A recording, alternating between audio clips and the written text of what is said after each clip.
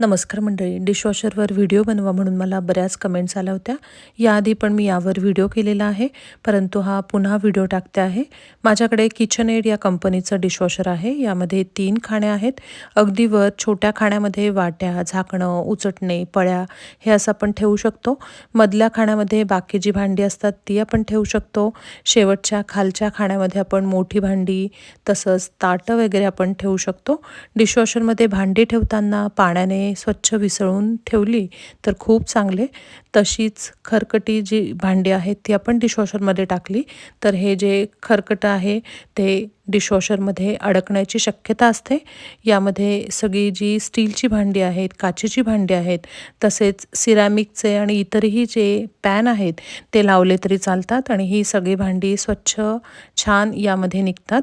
फक्त ॲल्युमिनियमची किंवा लोखंडी भांडी यामध्ये टाकू नका. कुकर जर तुमचा स्टीलचा असेल तरच डिशवॉशरमध्ये लावा. ॲल्युमिनियमचा कुकर लावला तर तो खराब होतो, त्यामुळे तो प्लीज लावू नका. भांडी झाल्यावर छान ती कोरडी होतात. साधारण 1.5 तास हा डिशवॉशर पूर्ण कंप्लीट याची सायकल होण्यासाठी लागतो. डिशवॉशर चालू झाल्यावर त्याचा खूप आवाज होणार नाही असे डिशवॉशर तुम्ही बघून घ्या. सगळी भांडी लावून झाली की खाली एक कप्पा आहे, त्यामध्ये डिश सोपची जी वडी असते ती वडी टाकायची आहे. यामध्ये चुकूनही लिक्विड सोप कधी पण टाकू नका, नाहीतर सगळा तो लिक्विड सोप बाहेर येईल. जो लिक्विड सोप आपण भांड्याला वापरतो भांडी घासायला, तो लिक्विड सोप डिशवॉशरमध्ये टाकायचा नाही. तर मी तुम्हाला व्हिडिओमध्ये कशा वड्या टाकायच्या आहेत त्यासुद्धा तुम्हाला सांगितलेलं आहे आणि अशा प्रकारच्याच वड्या डिशवॉशरमध्ये वापरायच्या आहेत. मुख्य प्रश्न होता की डिशवॉशर खरंच उपयोगी आहे का? तर माझं प्रामाणिक मत आहे की खरंच डिशवॉशर उपयोगी आहे.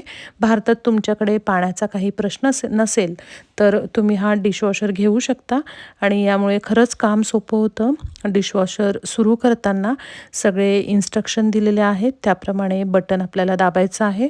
मी नेहमी नॉर्मल वॉश असं बटन दाबून डिशवॉशर सुरू करत असते आणि हे डिशवॉशर खरंच खूप उपयोगी आहे.